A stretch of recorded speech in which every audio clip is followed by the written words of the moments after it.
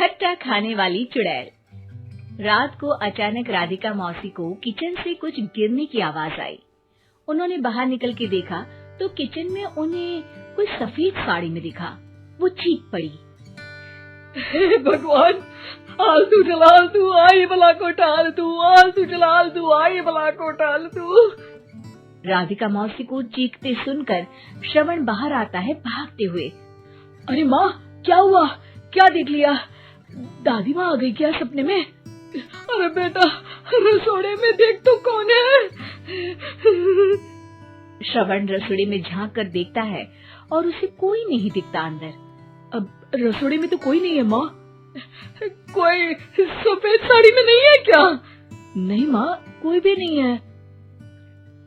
चिल्लम chilli की आवाज सुनकर काजल भी वहाँ आ जाती है।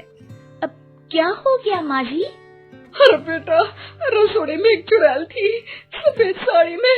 अरे क्या कर रही थी वो अंदर?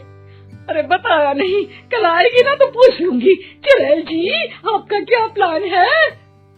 माँ जी, रात बहुत हो गई है, आपने कोई बुरा सपना देखा होगा, चलिए सो जाइए। राधिका मौसी सोने तो चली जाती है पर उनको रात भर नींद ही नहीं आती। वो कुछ भी उलझुल बातें सोचने लगती है। कहीं चुड़ैल की वजह से तो घर में टेंशन नहीं हो रहा, कहीं उसी की वजह से तो वो दादी नहीं बन पा रही। सुबह जब राधिका मौसी रसोड़े में छानबीन करती है तो पाती है कि नींबू का अचार गायब है। चुड़ैल नींबू का अचार ले गई, मुझे तो ठीक नहीं लग रहा कुछ। चुड़ैल को भी पता है कि जिंदगी का असली मजा तो खट्टे में ही है। राधिका मौसी झट से श्रवण को फोन कर देती है। बेटा, मुझे समस्या समझ में आ गई है, हमें एक तांत्रिक की जरूरत है। अरे क्या बोल रही हो माँ, तांत्रिक की क्या जरूरत है? आप पूजा पाठ तो कर ही रही हो ना। आलतू जलालतू मंत्र सारे फालतू जैसे कुछ मंत्र पढ़ो, चली जाएगी अपने आप चुड़ैल। अरे नहीं बेटा, कभी चुड़ैल को कम नहीं समझते। अरे तुझे पता भी नहीं चलेगा कि कभी वो छल करके काजल की जगह घर की बहू खुद बन जाएगी। क्या माँ, कुछ भी बोल रही हो? कहाँ काजल और कहाँ चुड़ैल? वैसे एक बात बताओ, काजल को अगर गाने के लिए बोल देना तो चुड़ैल काजल की आवाज सुनकर घर तो क्या धरती लोग छोड़कर चली जाएगी। तुम ना पढ़े लिखे बच्चे हर चीज को मजाक समझते हो। तुम रहने दो, मैं खुद ही तांत्रिक को बुला लेती हूँ। अच्छा सुन, शाम को इमली लेके आना। क्या है कि चटनी खाए बहुत दिन हो गए है ना? नहीं माँ, इमली तांत्रिक से ही मंगवा लो ना, आटा वगैरह भी उसी से पिसवा लेना। देखो मुझे काम करना है। श्रवण रात को कई तरह की सब्जियों के साथ माँ के कहने पे चटनी के लिए इमली भी ले आया था, लेकिन राधिका मौसी के दिमाग में अलग ही फिल्म चल रही थी। उन्हें अब सिर्फ शक ही नहीं यकीन होने लगा था कि शायद चुड़ैल ने श्रवण पर अपना जाल बिछा दिया था, जिस वजह से श्रवण उनकी बात ही नहीं मान रहा था। पर कोई नहीं, आने वाली रात में राधिका मौसी खुद तैयार हो गई चुड़ैल को पकड़ने के लिए। रुद्राक्ष की माला, तुलसी का पत्ता, हनुमान चालीसा सब हाथ के पास ही था, बस चुड़ैल का इंतजार था। और जैसा राधिका मौसी ने सोचा था वैसा ही हुआ।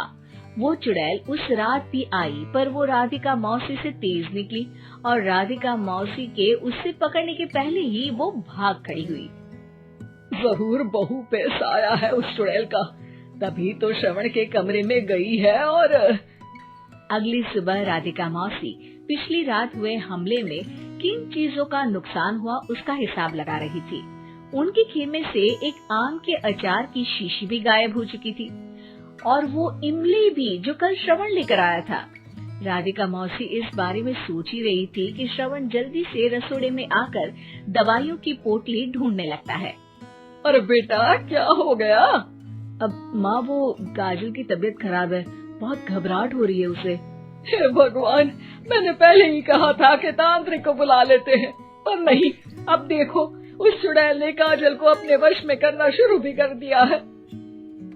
हालांकि श्रवण भूतों में विश्वास नहीं करता था, पर अब वो भी डर जाता है और राजी हो जाता है एक तांत्रिक को बुलाने के लिए।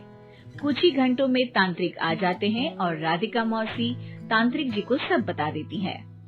घोर संकट, घनघोर संकट, चुड़ैल को मारू जोर चाकट, ओम भट स्वाहा खटखा के आहा। अरे ये क्या मंत्र है? मेरे खुद के ओरिजिनल मंत्र है, कल रात को ही लिखे हैं, अच्छे लगे तो दाद चाहूंगा। एक और मंत्र सुनो, अर्ज किया है आब्राकडाब्रा, दिल्ली बम्बई आगरा, चंदा मामा सोवरले सुरन मामू जारा। ये मंत्र है? अरे कोई 40 वालीसा पढ़ो ना। वक्त कम है, 40 नहीं पड़ेंगे, 20-25 में काम चलाना पड़ेगा। अलग निरंजन जाके लंदन, मुफ्त का मंजान घिस मेरे नंदन। अरे जल्दी करो तांत्रिक जी, जल्दी करो।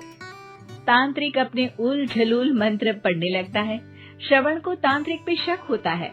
वो अपने एक डॉक्टर दोस्त को कॉल कर देता है ताकि कोई अनहोनी हो तो इमरजेंसी में चीजें मैनेज हो जाए।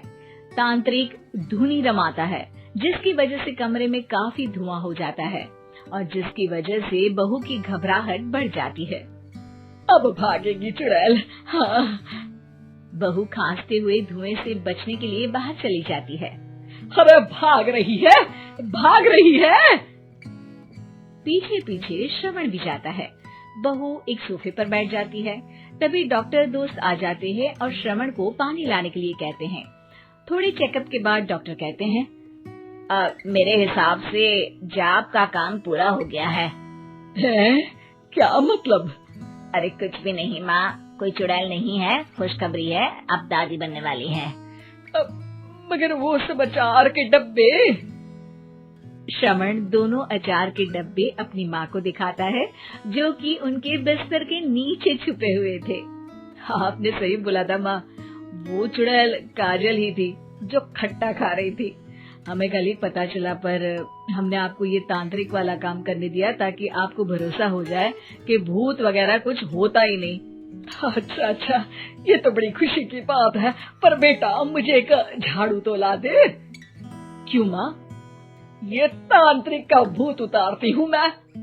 अब तांत्रिक राधा मौसी के डर से घर से भाग निकलता है और राधा मौसी उसके पीछे भागती है। अरे संकट ये घनघोर है, तांत्रिक मुआ चोर है।